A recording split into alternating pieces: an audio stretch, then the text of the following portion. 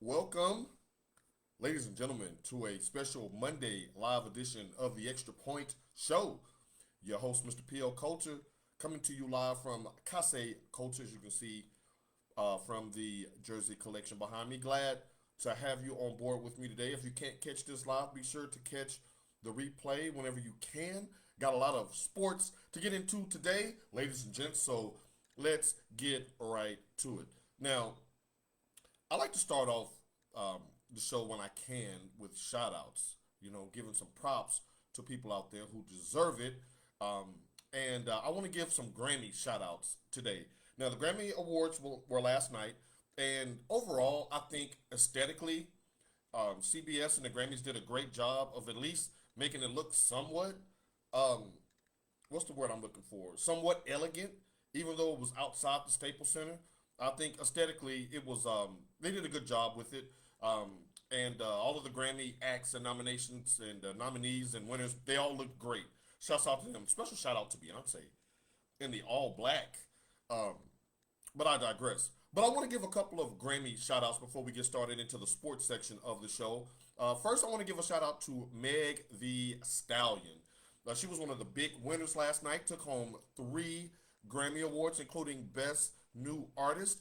Also had a fantastic performance as well, pretty hot for CBS venture, but nonetheless, she did a great job, her and Cardi B.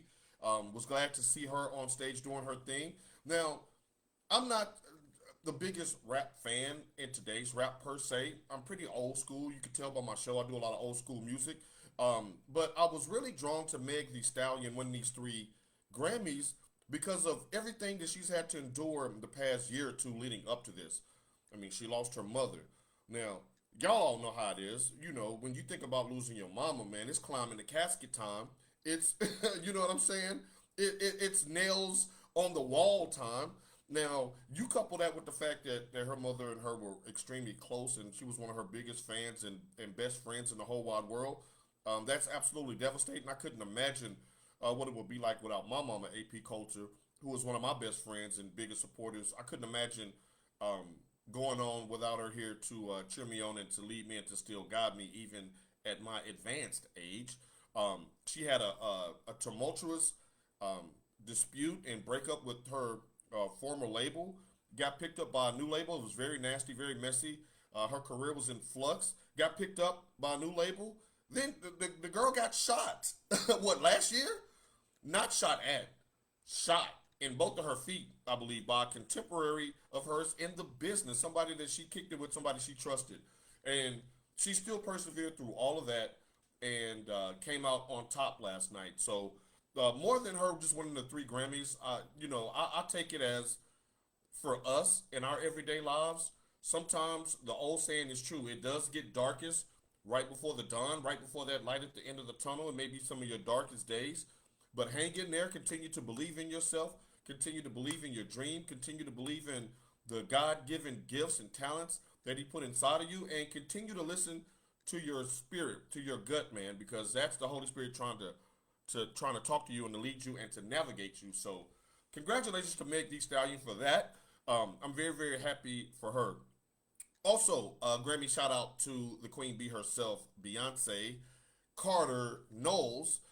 She picked up her 28th Grammy last night, which puts her at number one among all female artists of all time. Now, when you look at Beyonce's age and you look at some of the people that came before her, the Aretha Franklins, the Tina Turners, the Celine Dion's, the Whitney Houstons, the Mariah Careys of the world. I mean, my goodness, she stands alone atop all of them with the most Grammys of all time, and given her age and influence, there's plenty more to come. So she may push that way on out there like Emmett Smith. She may be the Emmett Smith of the women's Grammy division. So shouts out to her for that. But let's get into some sports. First off and off the top, Drew Brees announced his retirement. Finally.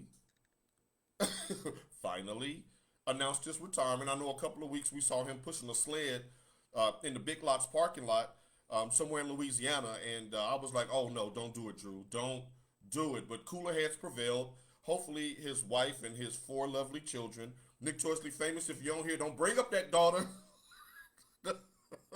This ain't no after dark show today. Um, but his four lovely children and Drew Brees, they're calling it quits. In his own words, he's calling it quits for football, but not the city of New Orleans, which no one can deny his impact and meaning to that city. Brought them a Super Bowl championship. Just donated hours and hours of his own time and millions of his own dollars to help rebuild that city. I'm sure the fans in New Orleans will give him the proper and fitting going away party. We'll talk about what the Saints do next later on in the week. But I just want to throw a shout out there to Drew Brees. I think he's going to do a remarkable job at NBC covering college, pro, and the Olympics.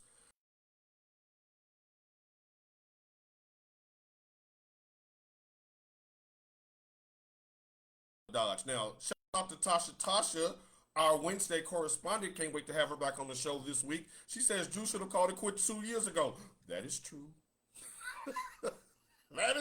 That is true, Tasha. That is true. He should have been gone. That change oil light been on. So shouts out to him for that. Tasha, you are very right. And make sure you have some time booked aside Wednesday afternoon for your boy. The people need to hear from the queen of sports radio. Um, Now, free agency, the legal tampering period, as it's called, started at 11 o'clock Central Time today. And my, oh my, the Titans are already getting kicked in the teeth. Not my Titans.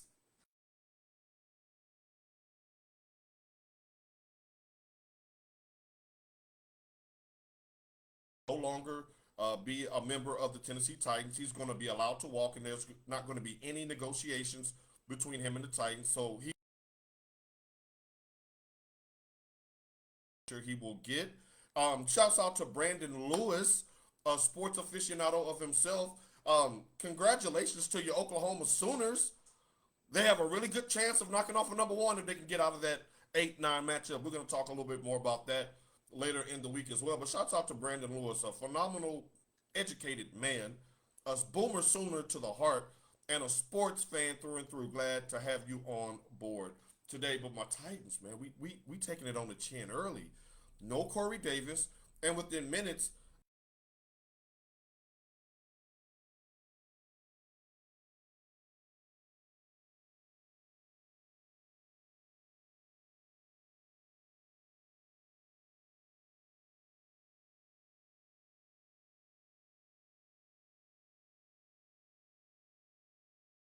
let's look at this contract. When you want to start talking about, does Dak deserve to be paid right under Mahomes? It's not about so much your talent per se when it comes to these numbers that's going to come out in the next coming days and weeks. It's about the timing of when you get paid. The market bears for him to make more than George Kittle. Nobody thinks that he's a better tight end right now.